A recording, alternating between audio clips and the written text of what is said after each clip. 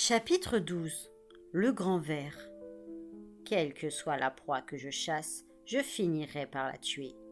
Si elle est faite de chair, je la tailladerai. Si elle respire, je lui ôterai le souffle. Nous ne dormîmes pas cette nuit-là. Je restais vigilante, flairant sans cesse l'obscurité, guettant le moindre danger. En revanche, nous ne fûmes pas tourmentés par la faim. Il y avait sur les remparts des bêtes fraîchement tuées. Nous fîmes rôtir à la broche la moitié d'un cochon, que nous partageâmes entre nous trois. Moi, je savais qu'à partir de ce moment, nous devrions rationner la nourriture et nous préparer à un siège. Il était difficile d'estimer la durée de notre séjour en ces lieux. Le garçon était nerveux et taciturne, ce qui ne lui coupait pas l'appétit. Il écoutait notre conversation en silence, avec une profonde attention, même si la terreur altérait encore son visage. Son regard était constamment attiré par le sac de cuir, qui semblait exercer sur lui une véritable fascination. Sans doute était-ce dû aux étranges bruits qui s'en échappaient. Malgré la grosse pobe bardée de ronces, le malin émettait de temps à autre de faibles grognements, ou des sortes de sifflements, comme s'il soupirait. « Eh bien, Thorn, demandai-je, as-tu continué à t'entraîner en mon absence ?» Elle me sourit. « J'ai répété quotidiennement le mantra que vous m'avez enseigné. Je suis la meilleure, la plus forte, la plus redoutable, chuchota-t-elle. Je finirai par le croire, c'est devenu vrai pour vous. Un jour ce sera vrai pour moi. Et tu as pratiqué le maniement des armes ? Repris-je avec un coup d'œil à Will, amusé par l'éclair d'effroi qui passa dans ses yeux. Elle hocha la tête tout en avalant une bouchée de viande avant de poursuivre. Je me suis entraînée au lancer du couteau, jusqu'à ce que j'ai atteint la plénitude de mes forces. Je continuerai de tuer à distance. Quand je serai plus grande, plus robuste, je m'approcherai. Vous m'avez enseigné ça aussi. C'est la sagesse même. Tu écoutes ce que je dis et tu agis en conséquence. Je n'aurais pu souhaiter une meilleure élève. Vos propres débuts n'ont pas été si faciles, fit remarquer Thorn, heureuse de recevoir des félicitations, ce que je lui accordais rarement. C'est vrai. Racontez-moi encore. Je suis sûre que ça intéressera le garçon. Hein, Will ? Il opina du chef, soucieux d'acquiescer à tout ce qu'elle dirait. Alors, pourquoi ne racontes-tu pas l'histoire toi-même, suggérai-je. Tu l'as entendue si souvent, tu dois la connaître par cœur à présent. Pourquoi pas ? Fit-elle en haussant les épaules. Puis elle se tourna vers Will. Pour commencer, tu dois savoir que la tueuse du clan Malkin est habituellement choisie au cours d'un combat singulier. Les concurrentes affrontent la détentrice du titre dans une lutte à mort. Celles qui espèrent prendre sa place ont d'abord suivi une période d'intense entraînement. Lorsque Grimalkin décida de devenir la tueuse des Malkin, l'année de préparation était déjà bien entamée. Elle rejoignit les deux autres, qui s'entraînaient déjà depuis 6 mois. Il ne restait donc que 6 mois avant le jour choisi pour la compétition. Un temps bien court pour acquérir les bases nécessaires. La première journée fut désastreuse. Les deux autres candidates étaient nulles, vouées à être tuées par Kernold, qui était alors la tueuse des Malkin. Plus les heures passaient, plus Grimalkin s'ennuyait. Assise par terre, elle écoutait Grist Malkin, leur entraîneur, discourir sur le combat à l'épée, étalant sa bêtise et son ignorance. Derrière lui se tenaient 2 des plus laides vieilles biques de notre clan, toutes 2 sorcières, couvertes de verrues et le menton plus hérissé de poils que le cul d'un hérisson. Thorn émit un rire de gorge. Will eut un sourire crispé et s'empourpra jusqu'à la racine de ses cheveux. Ces vieilles étaient là pour s'assurer qu'aucune des apprenties ne ferait usage de magie contre Grist Malkin, reprit Thorn. Enfin, peu avant le crépuscule, Grimalkin exprima ce qu'elle pensait jusqu'alors en silence. À bout de patience, elle sauta sur ses pieds. À mon grand amusement, Thorn bondit elle aussi et joua mon rôle en apostrophant Will comme s'il avait été l'entraîneur. « Grist, vous êtes un imbécile. Vous avez exercé avant nous 27 candidates qui ont toutes été vaincues. Que sauriez-vous nous enseigner d'autre que la défaite et la mort ?» Elle y avait mis tant de véhémence que Will esquissa un mouvement de recul. Elle se rassit pour conclure. Il en resta muet et le fixa avec un rictus de colère. Il avait une carrure d'ours et dépassait Grimalkin d'une tête, mais elle soutint son regard avec le plus grand calme, pas impressionné pour un sou. Ce fut lui qui détourna les yeux. Au fond de lui, il était terrifié, même s'il tâchait de ne pas le montrer. « Ne me provoque pas, petite insolente, aboya-t-il. Un peu de respect, mes conseils pourraient te sauver la vie. » Il se mit à tourner lentement autour de Grimalkin. Soudain, il l'empoigna dans une étreinte digne d'un grizzly, qui chassa tout l'air de ses poumons. Une douleur aiguë la transperça. Une de ses côtes s'était brisée. Il la jeta à terre, persuadé que l'affaire était entendue. Mais que fit Grimalkin? Est-elle restée là à gémir de douleur? Non, elle bondit sur ses pieds et lui brisa le nez d'un coup de poing. Le choc le fit vaciller. Ensuite, elle se battit comme une tueuse en le tenant à distance, car il ne faut jamais s'approcher d'un adversaire plus grand que soi. La bataille fut vite achevée. Chacun de ses coups partait, vifs et précis. Grist Malkin eut bientôt un œil fermé.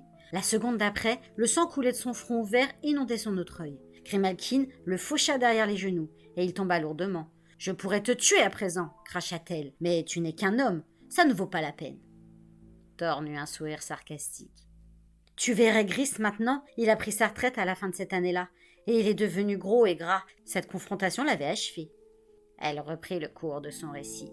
Grimalkin fut donc obligée de s'entraîner seule.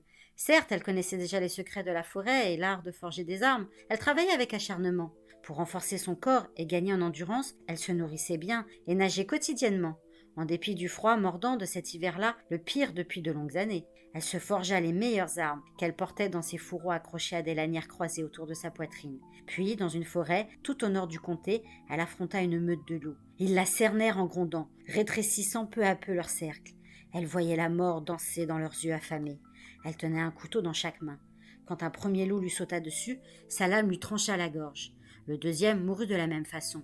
Elle tira alors sa longue épée et attendit le troisième assaut. Aussi aisément qu'on décapite un pissenlit d'un coup de badine, elle trancha la tête de l'animal. La meute battit en retraite. Elle laissait derrière elle 7 cadavres dont le sang rougissait la neige. Le moment d'affronter Carnold approchant, elle regagna Pendle. La tueuse abattit les 2 premières candidates en moins d'1 heure sans même verser une goutte de sueur. Vint enfin le tour de Grimalkin. « Si vous êtes aussi forte et aussi brave, » l'interrompit Will, « pourquoi avoir cherché refuge dans ce château? Mon père est plus courageux que vous. » Nous fixâmes le garçon avec surprise. Du coin de l'œil, je vis la colère tirer les traits de Thorn. Je posai une main sur son épaule pour la calmer, car quel fils douterait du courage d'un père qui a toujours été bon pour lui? Et je souris au garçon sans dévoiler mes dents. « Ton père est brave, j'en suis sûr. C'est un chevalier. Les ménestrels chantent-ils ces hauts faits? »« Oh oui, il a vaincu bien des adversaires, mais son plus grand exploit a été de tuer le grand ver qui assiégeait notre château. »« Le grand ver ?» s'étonna Thorn. « Je croyais qu'il s'agissait de contes pour effrayer les enfants. »« Et il existe bel et bien, affirmai-je. Les vers sont des créatures dangereuses, recouvertes de dures écailles et munies de crocs puissants.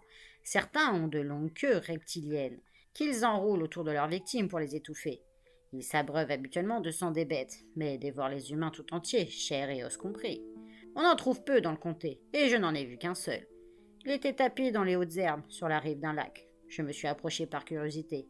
Il a aussitôt glissé dans l'eau et s'est éloigné rapidement. Il avait à peu près la taille d'un chien. Toutefois, d'après ce que j'avais entendu dire, certains pouvaient être beaucoup plus impressionnants. J'interrogeai donc le garçon. « Tu l'as appelé le grand ver. Était-il particulièrement gros? »« Le plus gros qu'on ait jamais vu. Plus gros qu'un cheval. Mon père s'est fait fabriquer une armure spéciale hérissée de piques et filets.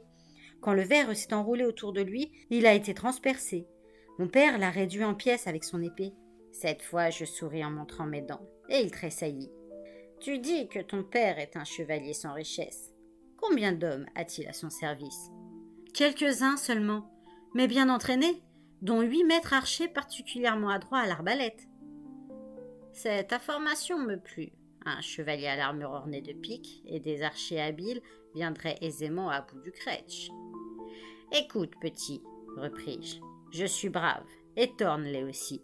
Nous avons cherché refuge derrière ces murs parce que nous sommes poursuivis par des ennemis redoutables. Cela ne m'empêcherait pas de les affronter si par magie noire ils n'avaient conçu une créature effroyable, mi-homme, mi-loup.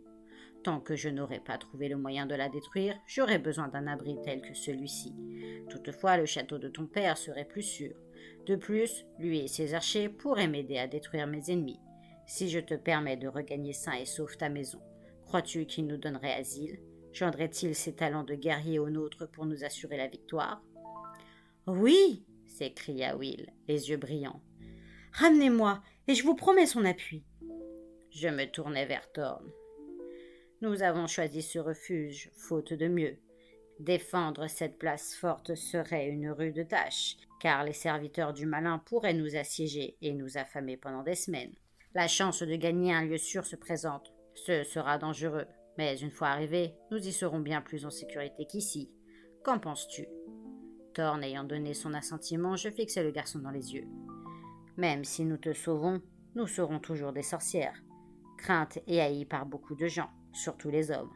Rien ne nous garantit que le Père honorera les promesses du Fils. »« Je vous donne ma parole, » répliqua-t-il. « Mon père est un homme d'honneur.